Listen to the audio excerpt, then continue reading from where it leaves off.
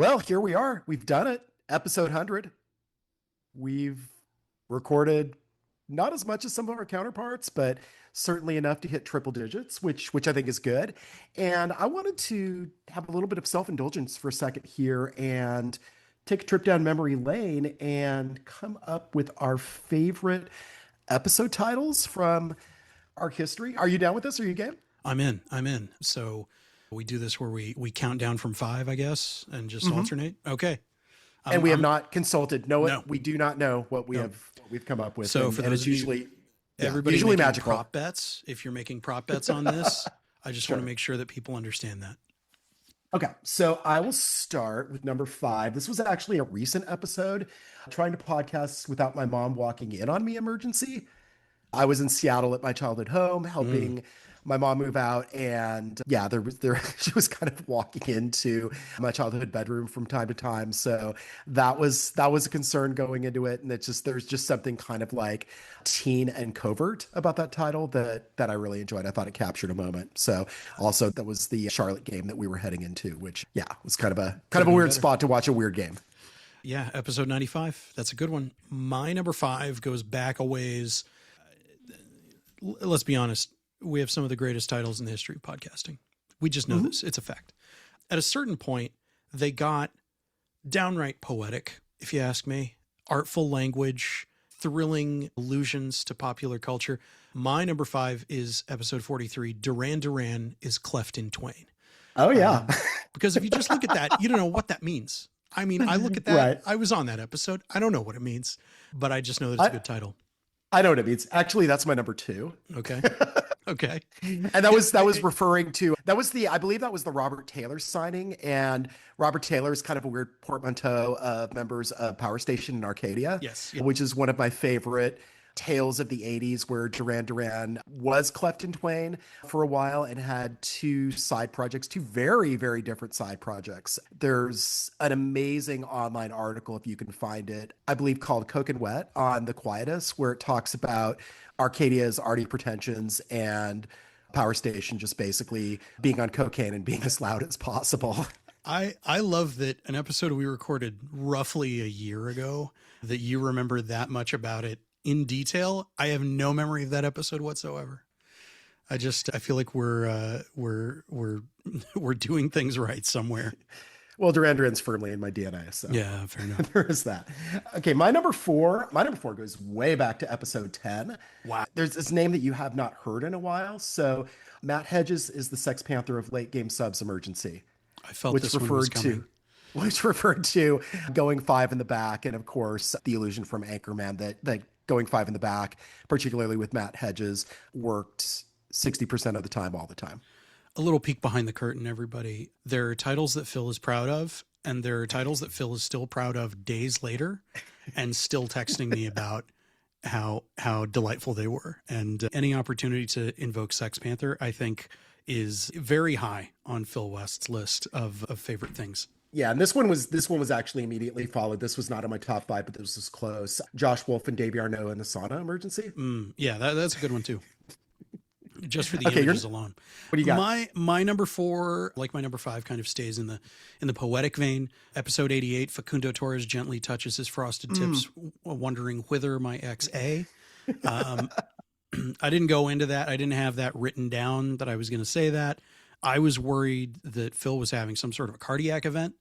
He reacted to it so delightedly. I didn't know if he was in writhing in humorous ecstasy or literally dying in pain.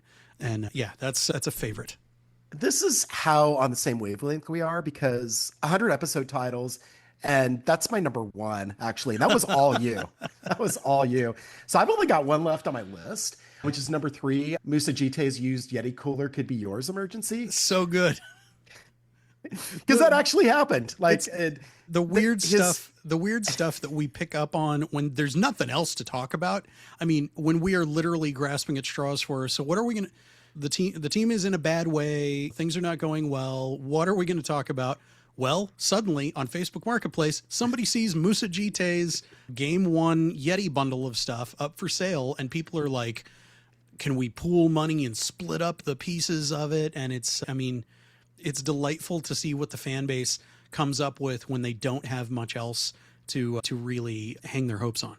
Yeah, and that's the thing. I mean, this is such an incredible fan base that we get this stuff just coming to us. We hunt for stuff, but sometimes we don't have to hunt for stuff. It just drops into our laps because this fan base is so engaged and so delightfully online in all those ways. What is the rest of your list? So the rest of my list going down 3-1. Episode 53, smothered, covered, diced, capped, and topped, which I considered that. That's the way. That's a killer Waffle House hash browns order. It's called Waffle House, but if you've never been, the hash browns are the reason to go.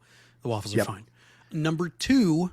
That and the people watching. Number 2, episode 99, the most recent one I could pick. Oh, there wow. are butts everywhere.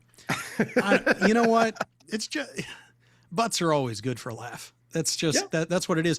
And my number 1 was on your list. It was number 95, trying to podcast without my mom walking in on me. Okay. For me, because of the general vibe of shame of my mom walked in on me podcasting. Of all the things that a mom can walk in on, nothing more shameful than podcasting. That's absolutely correct. 100%. I also wanted to recall one favorite moment. So I was considering this among my list of top episode titles, but I thought that we should just call attention to this. I wrote a play about Gam Emergency, which I did, Gam Burrito, illustrating Austin turning 50K of Gam into 225K of Gam, courtesy of the New England Revolution by way of the Vancouver Whitecaps. And can I trouble you I might actually drop the entire play into the end of this episode just so everybody can relive one of Rodolfo Borrell's greatest moments. But can you do the voice of the Vancouver Whitecaps? So I barely remember doing this, as I think is becoming a theme. I barely remember anything that we do in front of a microphone. I don't know what that says about me or the ephemeral quality of what we're doing here. But so what was it, the voice of the Vancouver Whitecaps themselves? Yes. Yeah, we were basically exchanging a burrito for Gam among various teams, and the Vancouver Whitecaps came to collect from the New England Revolution. I think we refer to it as Fozzie Bear's Mafia cousin. Okay, so it was something like, but you didn't see nothing, okay? I don't know. It's close. I don't know what I was doing. Close enough. But you'll hear the real in the moment performance, I guess, at the end of this episode. Sometimes the muse speaks to me. Sometimes it croaks like a frog, like you just heard. Emergency podcast. They did a thing, so we gotta talk about it. Emergency podcast. It's an emergency. Emergency podcast. Shut up, hurry up, shut up, hurry up, shut up. Emergency podcast. It's an emergency.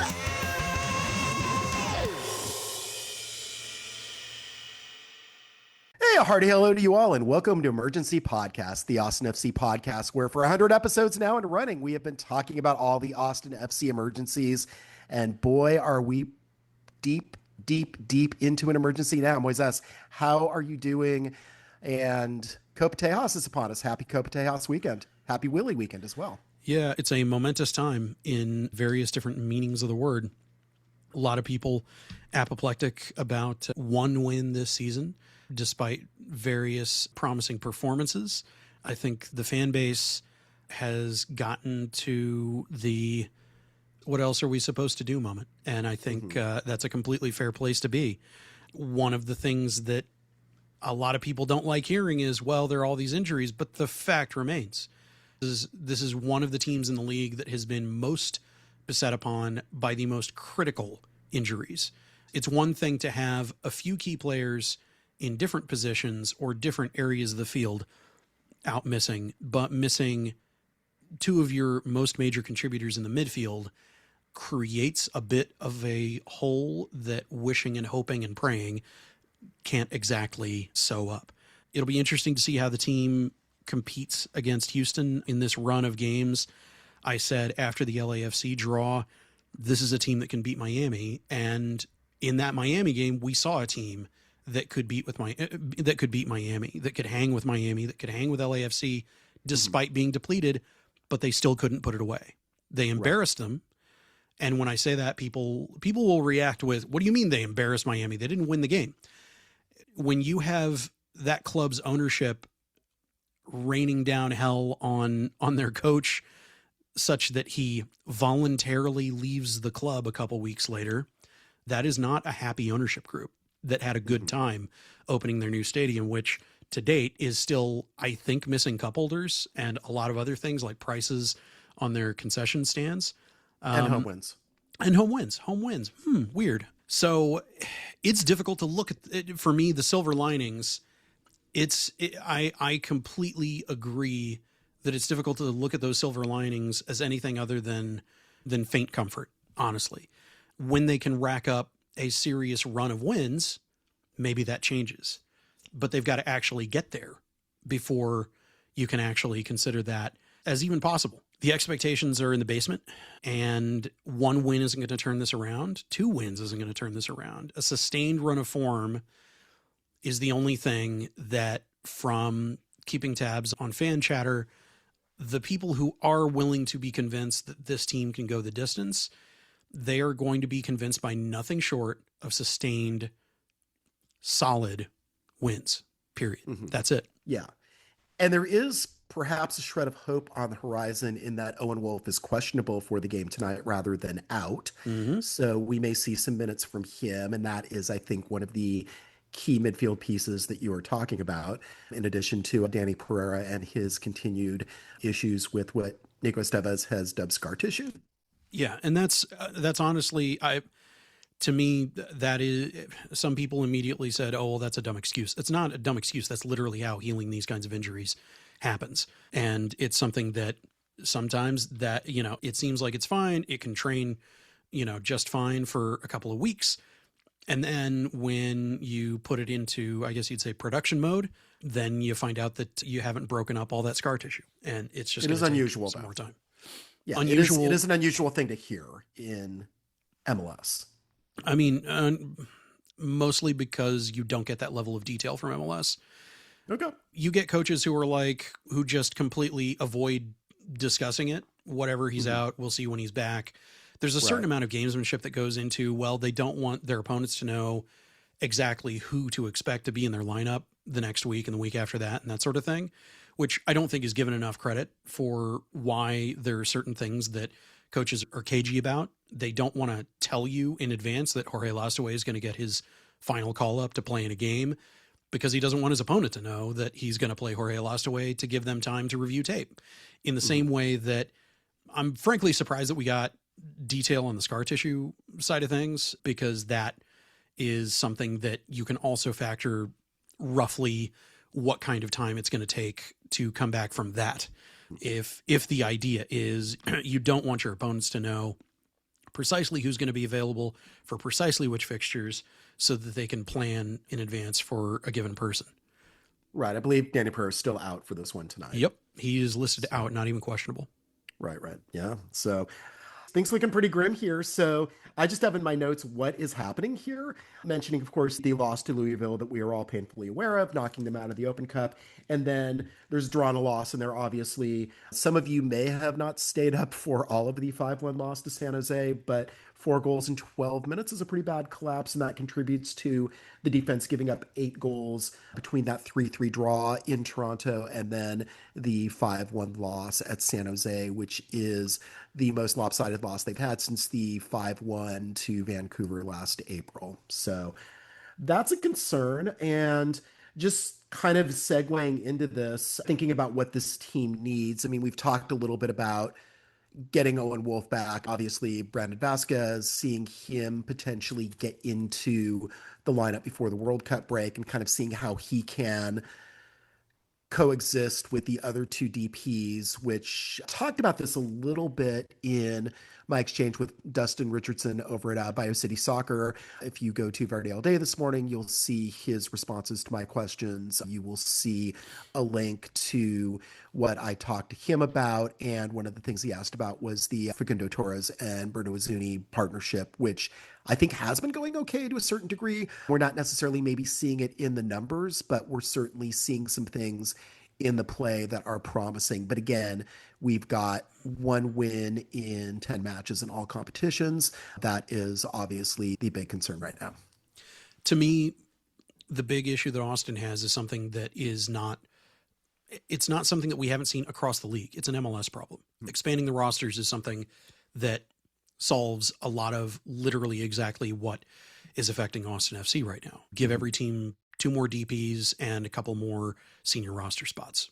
That solves a lot of what's going on. And I think that looking at, well, other teams are able to perform great, yeah, without being beset upon by this number of injuries of the severity and re-injuries. And we've seen other teams go through exactly this kind of thing. So to look at it and say that, oh, well, they're just bad at soccer, or, oh, their sporting direction doesn't understand how to build a roster. You can build an incredible roster. You can build a solid mid-table roster. If you don't want to call this roster an incredible roster, fine. But when you're restricted by MLS roster regulations, this is just going to happen, period. And I don't think that's unreasonable. And I mean, look, I would love to cash a payola check from getting their backs, but that's not what this is. Like, this is something that players have complained about, coaches have complained about. There is undue stress put on these players with the amount of fixture congestion that there is, not just for the teams that are in 4 different competitions, but the teams that are in 3 different competitions, that are in 2 different competitions. Austin is out of the Open Cup, but they still have Leagues Cup to play in August, and you hope that everybody is mostly healthy by then. What happens if Brandon Vasquez takes up another knock and has to come back out for a little bit?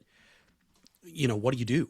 For me, MLS being much more focused on market dominance than reasonable concessions for the players so that they are not putting their bodies on the line in an unreasonable way.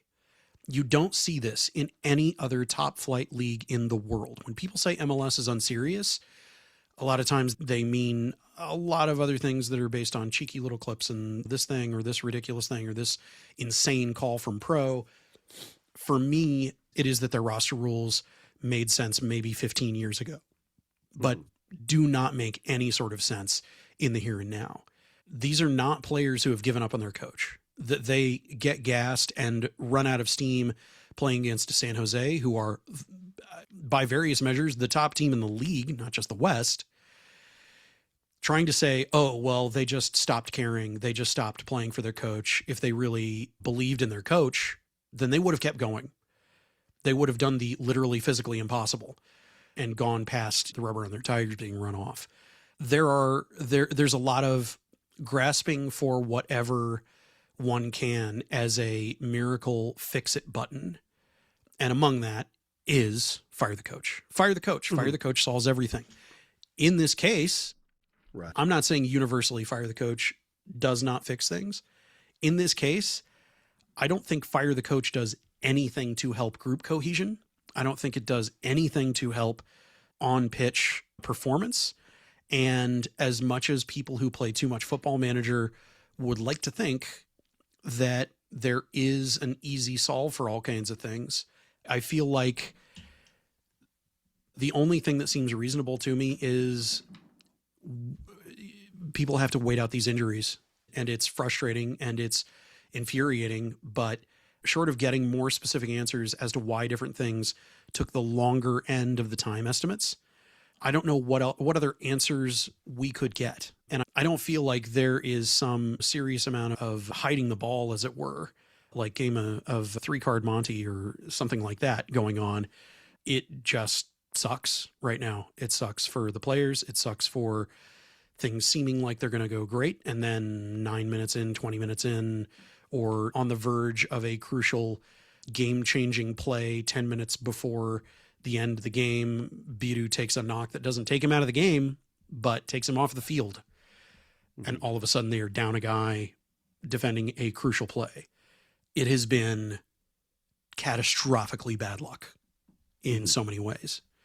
Definitely plenty of times where I think it's totally reasonable to blame things on this player or that player being completely out in space. Besard Sabovic being the top of my list for what is he doing? What is he getting paid $500,000 a year to do? But there really is a lot of it that is, I cannot fathom, I cannot co-sign the notion that these players are not trying, or that they have given up on the club, they've given up on the coach, and all they need is a better coach, and suddenly that'll fix everything.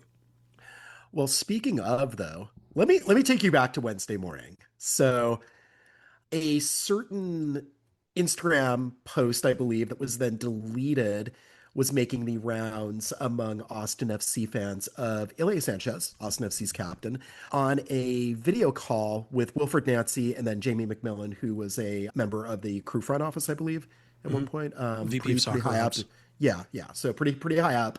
And so just him and those two. And that fed into a bunch of speculation about, is this part of the pre-interview process to bring Nancy on as a head coach? And that quickly got debunked, what that turned out to be. And you did some sleuthing on this. So it was a virtual international player workshop. Yeah.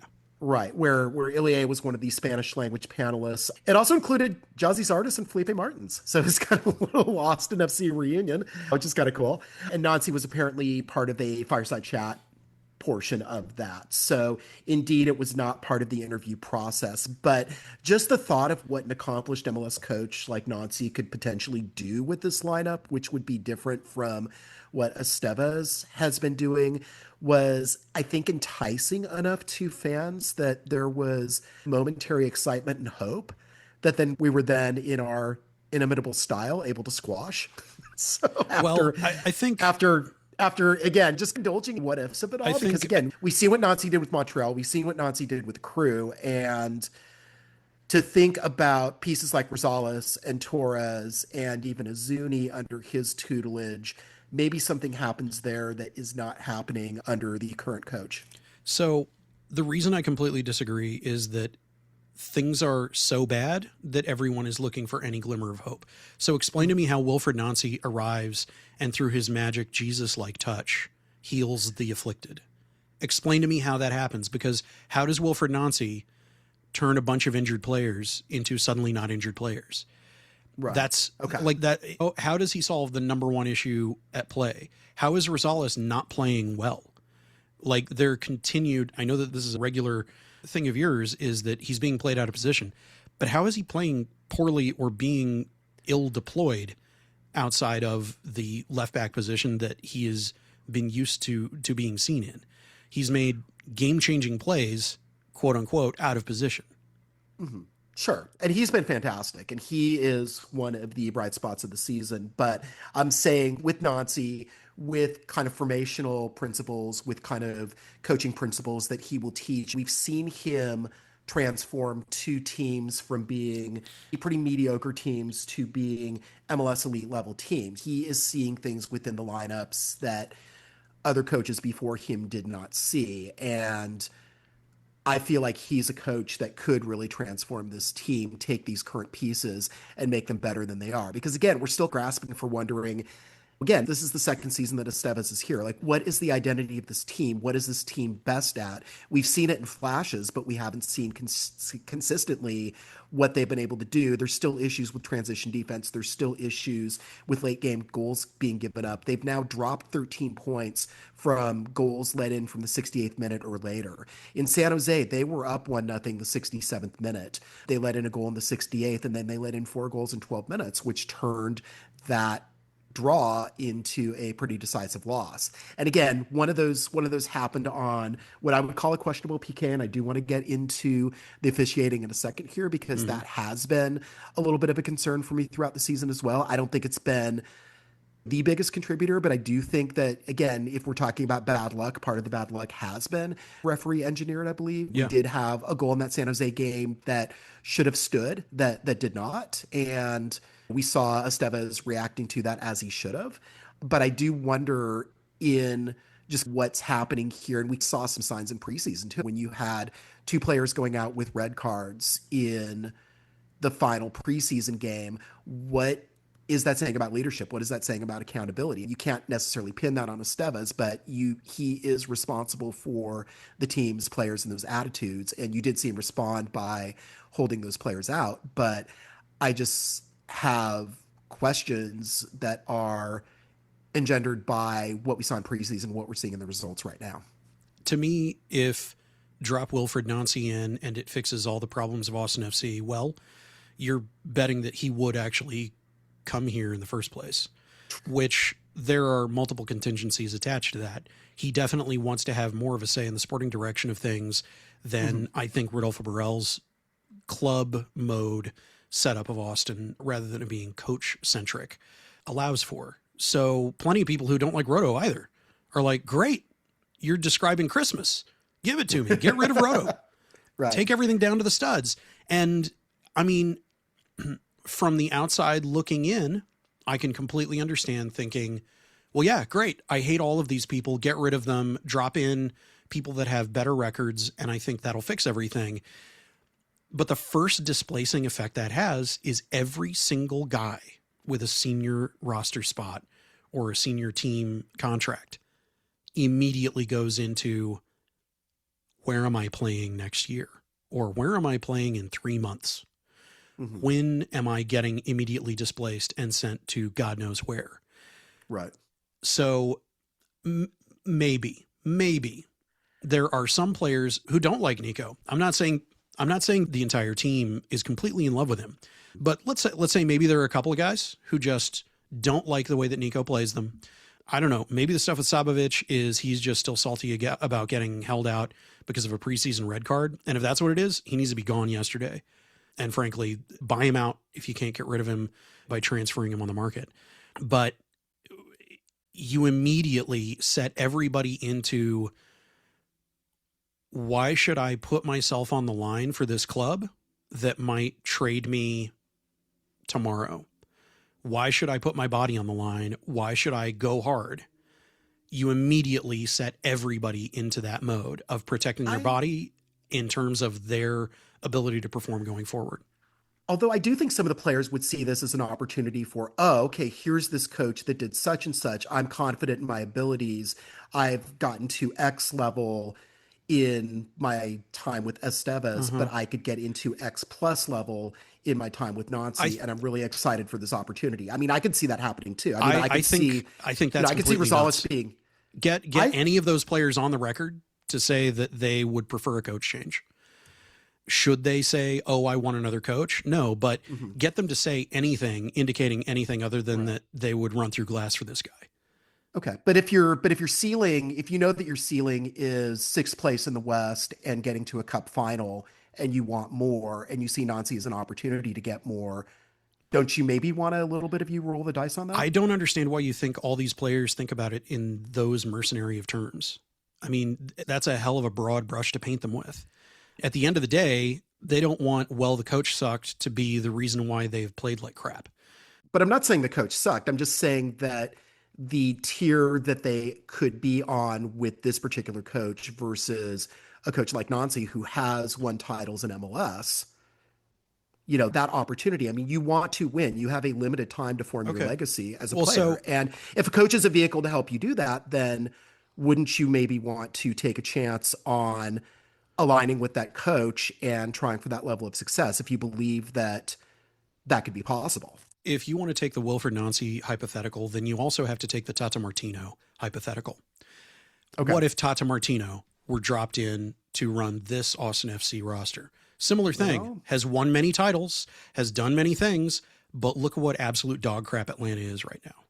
Yeah, but that's, again, 2017 Tata Martino versus 2026 Tata Martino. And maybe there's been some drop off there. I feel like there's a bizarre amount of hopium put into a Wilfred Nancy who went to Celtic and got dismissed after 8 games. The reason Brad Stuver brought him up in the press conference was not, oh, if only we had such a coach as Wilfred Nancy. Right. It was, you can have a coach who has an incredible reputation who goes somewhere and gets shamed out of Europe. Mm-hmm. And as high of an opinion as you and I, and a lot of people have of Wilfred Nancy, I just think there is far more risk than guaranteed reward for fire this coach right now and move heaven and earth to drop a coach in who conflicts directly with the style of sporting direction that the current sporting director has. If you're playing Football Manager, sounds great on paper. But in reality, I don't understand how it works. I don't know if it conflicts necessarily. I could see like Jim Curtin style conflicting with what Rhoda wants to do. I could Well, Jim see Curtin doesn't Nazi want to coming. coach anywhere other than the East Coast, so you're out of luck Well, there yeah. too. Okay. Well, I mean, Austin's kind of close to a coast that's eastish. No, no.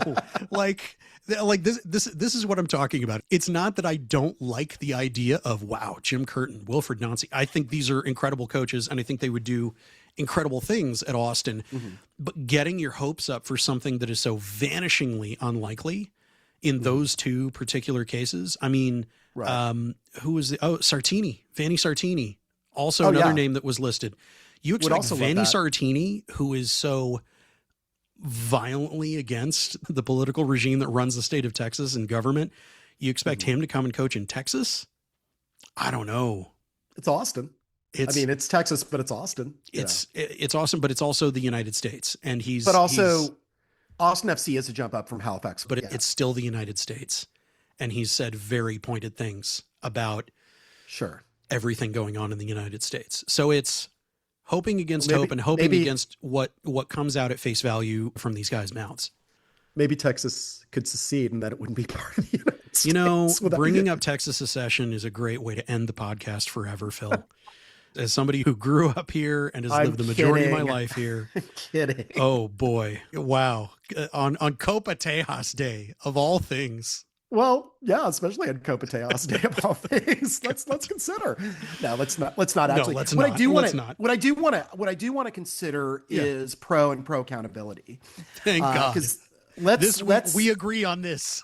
yeah, so let's rewind back to Wednesday. So again, just to kind of ground everybody into pro and the process. It's been a little bit different this year. The way that it used to work in the past is that there's someone designated a pool reporter for each team, and that person takes the lead on asking referee questions. And I am the pool reporter for Austin, the primary. So Colby Gordon and Eric Goodman from the Statesman and Chronicle, respectively, they'll fill in when I'm unable to be at games, which is rarely, but occasionally does happen. So what it used to be is that you actually had to write your questions down on a piece of paper and then hand it to Cam Kubik from Austin FC Communications, who would run it down to the referee's locker room, and then they would scrawl an answer and hand the page back to you. You left out a couple of steps. It also has to be lit with a match, not a lighter, under the fullness of the moon, with some incense burning in the background, and the referees must consider the burning bowl of ash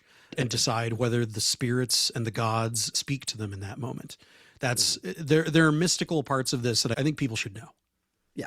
So this year it's a little bit different. So there is a link to an online site where you can post your questions and send those, but those have to be sent within, I believe, like 5-10 minutes after the final whistle. So you have to have those prepped, and then refs will usually get those back to you within a half hour. So of course they're post-match. They're consulting with somebody at the pro office to help walk through that. So you're not getting just referee questions that are, or referee answers that are dashed off before they go back to their hotel rooms and unwind or whatever. But again, you're still getting something that's pretty in the moment. And there's two levels of gatekeeping, and that's been a concern. And that's something that I am actively lobbying to change. And hopefully we'll be able to do that. So what happens is that link resides with the PR people of the home team, who have to give that to the pool reporter. And then there are only 3 questions that are allowed, period, between the home and the away pool reporters. So those people have to communicate. Sometimes that works. Sometimes in the heat of match coverage, it does not. Like for me, for example, I try to be really good about getting those questions fielded, but I'm also writing at the whistles most of the time. So I'm doing a lot of work at that portion of the match where questions might be proffered. So again, with those 2 levels of gatekeeping, PR office and then home pool reporter, if you're an away pool reporter, it's harder to get those questions answered. And my thing is, well, why can't we just each get 3 questions as pool reporters, and why can't we not get those links directly? So on Wednesday, I didn't have answers to what happened with some of the calls in the matches because I was not able to get in touch with the pool reporter in time to get those questions offered. And they had already put their 3 in. And I still have not heard at this point what they've asked, but I did get some confirmation on some things.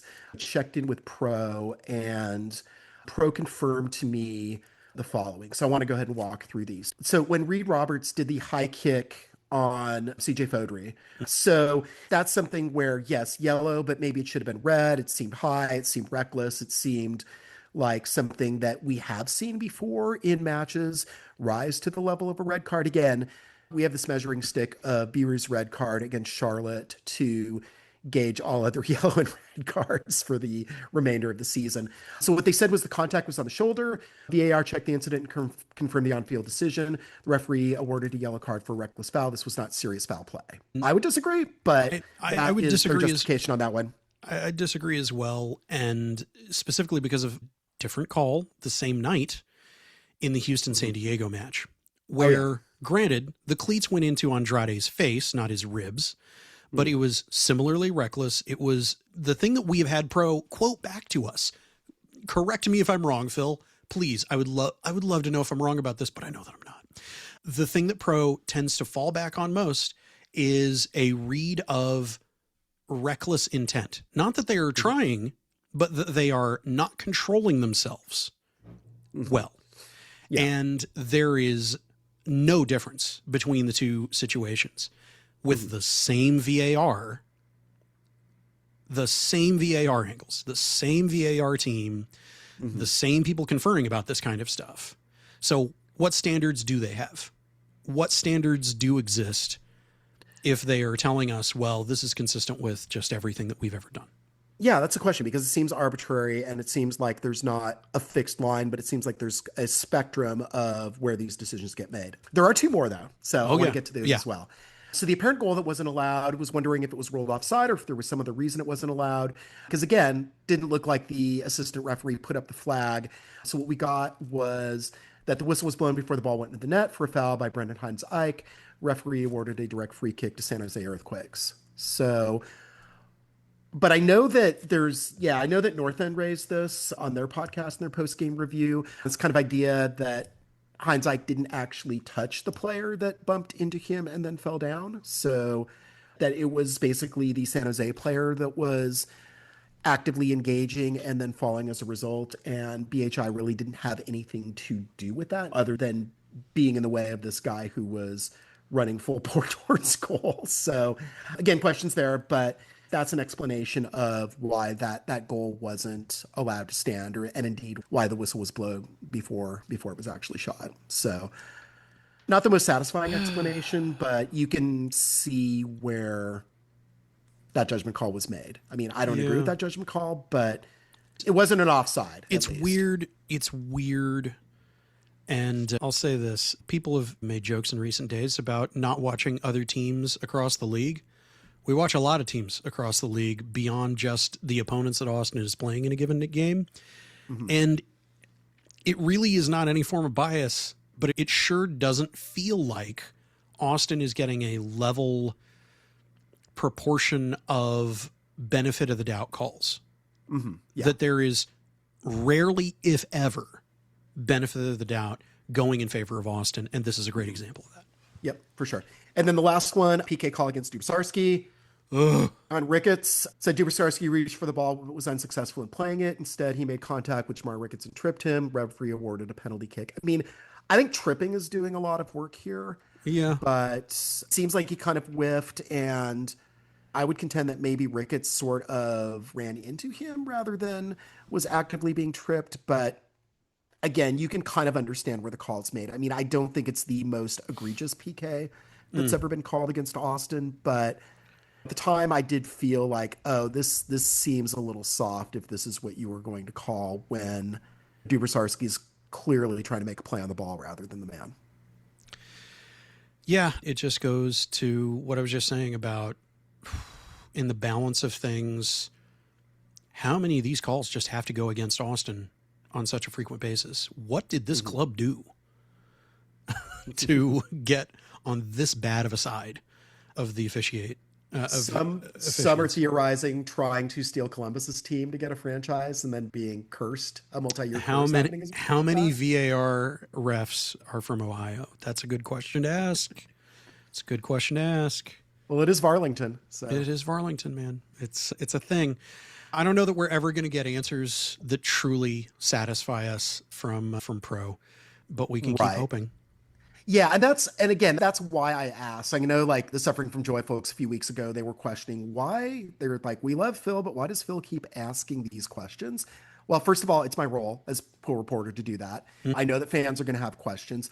I am continually hopeful that we will get answers that will, if they don't necessarily satisfy fans, at least give a little bit more perspective into what the referees are thinking, what the rationale is. It does maybe lend to a continuing building case of evidence that MLS refereeing is not what we would all want it to be as MLS fans, but at the same Shocker. time, yeah, I think it's important to seek this accountability though, and to get these questions asked and to see what they answer. And they have been good to work with. The system has been better. I haven't been satisfied with all the answers, obviously, but when I've had the opportunity to ask the questions, I appreciate that answers do come.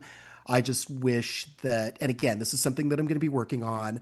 And I think we're supposed to have some talks about this over the World Cup break, just to make sure that there are more streamlined ways and better opportunities for fans of both sides in the equation to get the answers that they want out of those questionable calls. Because right now, it's beset with these levels of gatekeeping that I valiantly try to get past week after week, but it doesn't always work. And not everybody is as good with getting the links to the reporters who need them as Cam Kubik from Austin FC. So we're just going to shout him out as being one of the better gatekeepers in the league for that. But again, it is still Yeah. something where, look, we're professionals. Why don't you just trust that by sending that link to us directly? We will not abuse the privilege that we have as pool Yeah. reporters.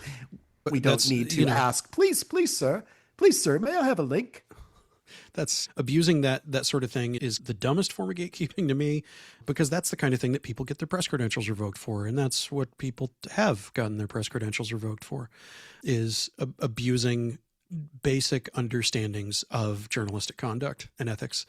One thing I But wanted to say, I would go say ahead. that, I would say that the current group of pool reporters who are trusted with that responsibility are good, solid reporters. Yeah. And they ask reasonable questions and they try to abide with things as well as possible. That's the thing about MLS. I mean, we are seeing kind of shifts in how the coverage is going and more reliance on AI doing recaps, which, as somebody who did work on that MLS team for 6 years, really hurts my heart that that's happening. But in terms of the local coverage of MLS teams, there are a lot of really good people doing a lot of really good work. Some like me who have extensive journalism training, and then some who have just developed that on their own out of love for the game. One last thing on this before we move on. It's interesting to me when people get on you about, why are you asking these questions? What's the point? And often it's coming from people who, a couple hours before were questioning the exact same calls. I think that there is a piece of, well, Austin's current and continued performance that goes into just a lot of anger going around a lot of different places. And you're doing the job. That's what you have that access for. And if we don't ask those questions and we don't hold them to account, then nobody's holding them to account, and it just stays that way forever. Yeah, I want them to know that these questions are there. So let's talk about Houston. Phil, Let's is talk there about hope? Houston. Is there hope? I think there is. I mean, again, we've got a team that 4 wins, 4 losses, no draws on the season, team that historically Austin has done well at home against. I think they're one of the more beatable teams. Right now, they're in 9th place. If the playoffs were to start today, Houston would be going to Dallas for the play-in game, which would, speaking of hearts being hurt, that would certainly be a bitter pill to swallow and a rough game for Austin fans to watch. This is the kind of what if I hate the most. Nothing matters in MLS until August. Like less than 10 games have been played. Well, Yeah, if the but- playoffs began today, I mean, I It's don't know. close to 30% of the season. At this point, you really get a sense of, and again, teams change over the summer, injuries obviously, but you get a sense of who's good, and I think you especially get a sense of who's bad right now, right? So, I mean, again, Orlando is going to be a really interesting case when you drop Antoine Griezmann into that. I don't know necessarily what that solves, but certainly that becomes a more interesting, exciting Yeah. team to watch. And Orlando did manage a 4-1 win against Red Bulls, so Even the blindest of squirrels can find nuts in MLS here and there. But I do think, yeah, Houston does represent a team. And again, I think there are questions about whether Jeremy will be able to play and how long he'll be able to go. And he's certainly been a very bright spot for Houston this year. I do think it's a winnable match. I do think that it is a beatable team. And I think being at home certainly helps Austin in this. But they so desperately need a win right now. Yeah. Again, I wonder about that kind of home field must win, must please the fans tightness that we've seen before. I wonder about that manifesting. So this is supposed to be giving hope. I don't know that that entirely gives the hope that maybe we're all looking for, but So I think Houston at home definitely represents a more winnable game than San Jose away did or Toronto away did. I've been accused of being an optimist as if it were an insult sometimes, Right. as, oh, I'm too optimistic. I like to think of myself as someone who refutes pessimism and tries to look at the realist take of what is possible, not let me figure out how to rain on your parade. So let me try to inspire some confidence in you, Phil. Okay. Number one thing that gives me hope, Linger is out on a red card suspension. Okay, sure. Key player. Andrade, not listed out, but he took cleats to the face against San Diego. Yeah. And I don't know that he is going to be in his top performance shape. So it'll be interesting to see, kind of like Guilherme, how much he's able to do. Ben Olsen's a funny guy who gets ridiculously overconfident at exactly the wrong moments, is what I've seen consistently from him while at Houston. Is occasionally he will just get ahead of his skis and think, whatever, that he's just going to steamroll this team. He's going to steamroll that team. Last year, playing against Austin, he had his number one signing, Josh Wolf, to give him all the secrets about how that team played. And to be fair, I think that did make a difference. That match in Houston, Josh Wolf understanding how to dismantle his own players that well, Yeah. Sure. that definitely played a role. But here's the thing. Josh Wolf This isn't there anymore team, for starters. Josh Wolf isn't there anymore, but Josh Wolf's data is all out of date and pretty much useless because this team doesn't play like that anymore. Mhm. And does not operate the way that they did in 2025 across the board. Not just because of roster additions, but there have been changes in them shifting from different game states to different game states rather than being as reactionary as they were in 2025. Mhm. I think that 2026 Austin, even depleted by injuries, even with top talent being depleted on minutes they can play, I think they are much more formidable against this Houston lineup than people necessarily give them credit for. Something I wanted to throw it to you for was this 3 questions that you just posted. There's some really interesting stuff in there about Ache as a leader and keeping that squad together. And as much as Austin has had those peaks and valleys over the course of games, you look at Houston's win-loss ratio, they've had a similar kind of roller coaster year, and I'm wondering just how well they're able to hold things together. Right. And he is a veteran, but he is also a leader whose first stint with Houston ended with him spitting in the direction of a ref in a playoff loss. So that's not necessarily the quality I look for in a leader. That is a kind of unique instance of losing one's head in the middle of a playoff match. Yeah.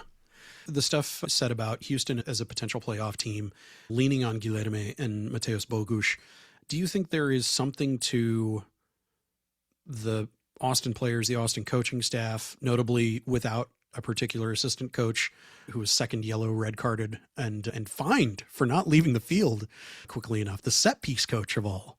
Do you think there is something to the hunger and absolute need for a win, a kind of looking at this as a point of no return if they can't pull out an outright win, not a draw that feels pretty good, because to this fan base, draws don't feel good at all anymore. Right. And draws don't do what they need to do to get this team back into the playoffs. And I thought Stuver's comment was really interesting when I asked him about that on Wednesday, just this kind of idea of we're not even thinking about playoffs. We're just thinking about Houston. We need 90-minute performances. So that to me, I mean, yeah, I mean, the urgency for a win is apparent, and those players know that more than any of us and feel that more than any of us. Because again, it is their livelihoods, it is their legacies, it is what they bring to the world, what they're best at that is on the line right now. It's just a matter of, are they able to funnel that and channel that into a full complete 90-minute performance where they can win against a team they know they can win against, or does it constrict them to the point where there is some sort of late game collapse again, or even worse, that they fall behind early and can't make up the difference, and there are many moments of being down in front of a fan base that is increasingly likely to boo them when they are down. Yeah. And will that motivate them in the way that it did against El Paso last year? They're not even going to get the opportunity to face El Paso. They weren't going to anyway, but just kind of thinking about the Open Cup and that story, I don't know that boos necessarily will motivate the team if that is what might be offered up. I don't know. I go into this partially optimistic just because of the stakes and the way that MLS works, and the idea that Austin is not as bad as the record indicates, and Houston is maybe about as good as the record indicates, but hard to say. I do know that if it is anything other than a win, that Estevez's seat grows hotter and the fans become more aware of that. Yeah. And I think the kind of just overall overarching kind of feeling about the club gets even more dire and funereal than it already is. I think you're right. Anything aside from not just an outright win, but a statement win, a win by multiple goals, Right. is something that feeds into, this is the one thing I prepped. There is a hunger for blood. Now, various fans have said that they will be sated by the blood of the coach as a blood sacrifice. I'm not convinced that that will fully satisfy them. They will need more blood. They need the blood of their enemies. And I think that the only thing to cool those fires of anger is Austin FC delivering the blood of their enemies. That's like plain and simple. This is a fan base that is out for blood. So you've got to give them blood. It's got real dark. Yeah. Yeah, man. I've been reading a lot of Anne Rice recently. I don't know. No. Okay. No, tell. but seriously, well, I haven't. Maybe I've been channeling it. Some New Orleans vampires always feel good. Yeah, that's the big thing, is there has to be some sort of major form of tribute that comes back to the fans. And Houston's head on a platter sure does it. Yeah. Yeah. Okay. Well, it starts it. It. Metaphorical head on a metaphorical platter, Yeah. not a literal one. Yeah. It doesn't fix everything, but it's okay. Good first step. Now show us sustained performance beyond this. Yeah. They need a 3-win streak. They need a 3-win streak to get everybody to chill out a little bit. Sure. Yeah. And that makes a lot of sense. Austin right now, they're on 7 points. Houston's on 12 points. Austin wins this. They jump up to 10. Galaxy are on 9 right now. San Diego's on 11. That gets them back into fighting for a playoff place rather than the tier that they're in right now, right? I mean, you've got Portland, Austin, St. Louis, Kansas City grouped in the same 4-team bottom of the table doldrums. Just one single win against Houston jumps them back up to where they're a little bit more competitive in that. Again, yeah, not thinking about playoffs is what Stuber was saying, but that is kind of the baseline expectation. And if they can get to that point by the break, I think, yeah, like you're saying, it chills people out a little bit. And then maybe, especially if they are showing more cohesion and more consistency, maybe Estevez is not necessarily the coach that people think he is right now, right? That they have a little higher esteem of what he's doing. He is smart. He is knowledgeable. We see that in press conferences week after week. He's unfailingly nice. I just wonder at this point how long he is for the job given the results. If you are still parked on one win after beyond 10 MLS matches in a season, that is the level of performance that has gotten other coaches fired in the league recently. Yeah. And I just wonder about the tolerance that Roto will have for that and the front office will have for that. I'll put it this way. They got 6 games, including today, before the break. Yep. Houston at home, St. Louis at home. away at Minnesota, away at San Diego, who are collecting red cards like they're Pokemon collectible card game cards. And not as good as they were last year. Not remotely as good as they were last year, and Chucky Lozano would not fix any of it, by the way. Home against Sporting Kansas City, who have trouble fielding a match day 20. Right. And then away against St. Louis City. In those 6 matches, they need at least 3 wins. Yeah. It would be great if they could make 5 of those 6 wins. And I think that it's actually possible. I think win against Houston, totally possible. Win at home against St. Louis, absolutely possible. Win away against Minnesota, I'm thinking a draw or a win is more realistic. I think a draw is doable. But if they're going into it with 2 wins, if they're going into it on head of steam, maybe more likely they take it as a win.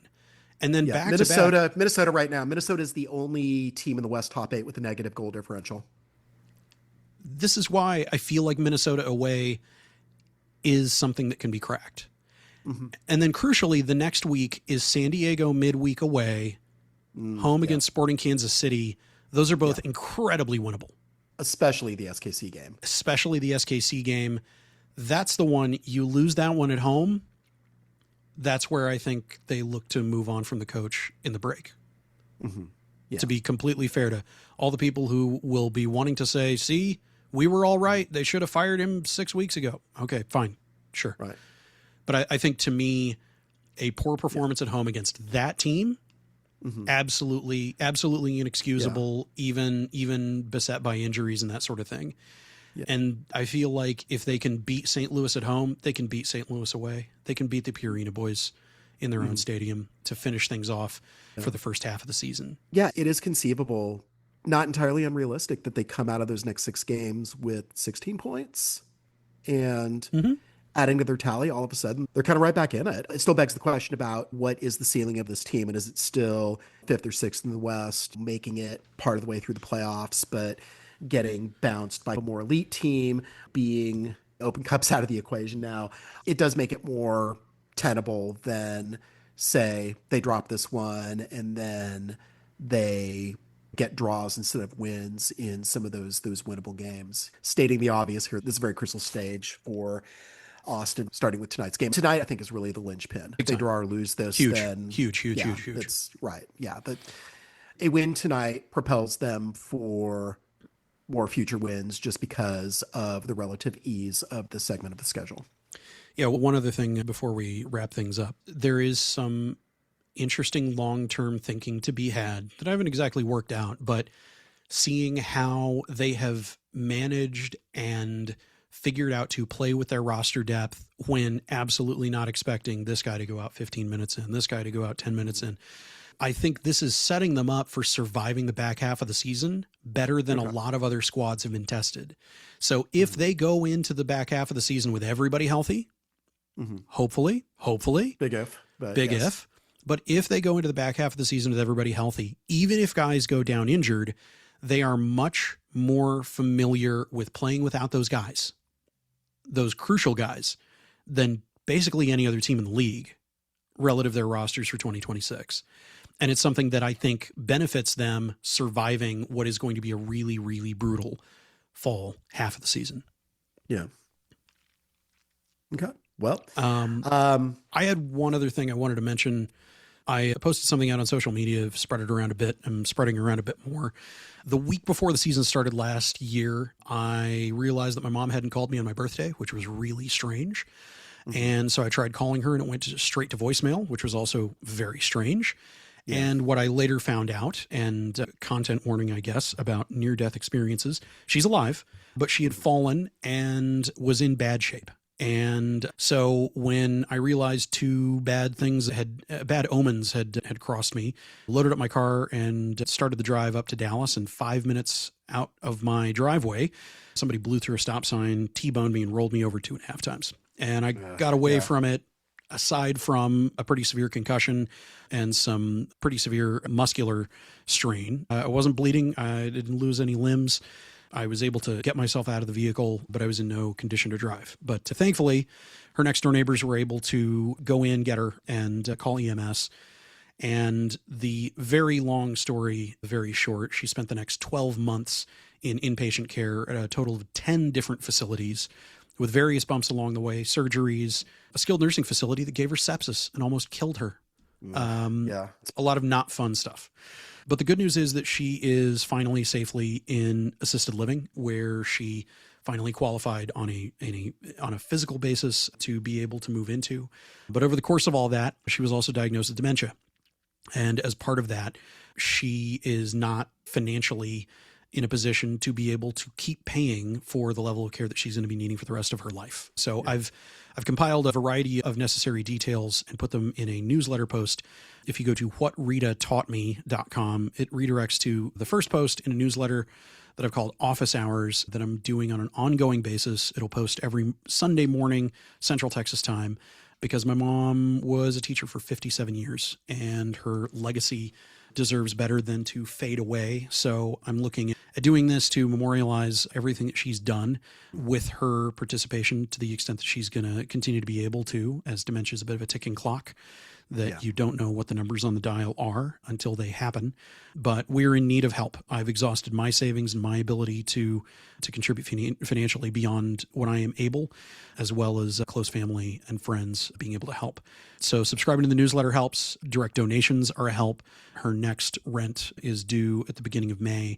And anybody and everybody who's willing to contribute, I greatly appreciate it, whether you can do one thing or the other or both or neither, and just have good vibes to pass along. I wanted to thank everybody who is part of the Verde All Day Nation, which contributing to this alongside the most difficult year of my life has been a great escape during a lot of times of uncertainty and a lot of difficult moments. I'm also taking a concerted step back from a lot of my involvement in Los Verdes because I just don't have the time now that she's stable and in a situation where I can do a lot of important family stuff that I need to spend that time that way. So I wanted to thank Phil, as well as the Austin front office comm staff, for making allowances and making things easier for me to do alongside a wildly unpredictable schedule for the last while and continuing on. I'm not going anywhere from the podcast or from the minimal amount that I contribute to Phil's newsletter. So rest assured, this isn't, all right, we made it to 100, I'm done. But now's the time to let everybody know what I've been dealing with now that there is a new normal and I've got an idea of where to go from here. Yeah. So again, where do people go? How do people contribute? Yeah. Whatritataught.me is the easiest thing. That has donation links. It has the subscription link for the newsletter, more detail on what's going on. And the first regular installment of the newsletter drops this Sunday, the 26th. Okay. And thanks for sharing that. It's been quite a ride you've had. And assisted living is very expensive. It almost seems like they calculate it to be exactly what they think people with fully vested retirement accounts plus Social Security have without a dime left over. It's interesting how that works. Yeah. And not everybody even has that. So. Correct. Have a good week, everybody. See you at the stadium. There's only one thing left to do, which is a command performance of Gamburrito. Transition. All right. So let's move on to GAM. There was a really hilarious story that transpired throughout the week that has just gotten funnier day by day. It was the story of the week. It was bigger than Leagues Cup. It was the story of the week. And it started on Wednesday. It started with Austin, as we mentioned, or as we alluded to in the cold open, buying a international spot from the Philadelphia Union for $50,000 in GAM and $50,000 in 2026 GAM. So they don't have to pay that until next year. Right. And we thought, okay, there's a player on the way. You don't buy an international spot unless you're planning to use it on a player. Well, you make that assumption. Not the case. So what we're going to do is, again, because GAM is complicated and because it might be too difficult to explain everything in the conventional sense, we're going to use an extended metaphor. So as some people might know. Let me ask this. Are we about to tread into the waters of corporate demonstrative skit? Is that where Verde All Day is going today? That's not where I was going to go. What I was going to mention is that some people might know this about me. I have an MFA from the University of Texas, from the Mishner Center of Writers, in poetry and playwriting, which are the two least lucrative of the 4 tracks that the Mishner Center offers. And I had not written a play in a good long while because that was my secondary. Poetry was my primary major.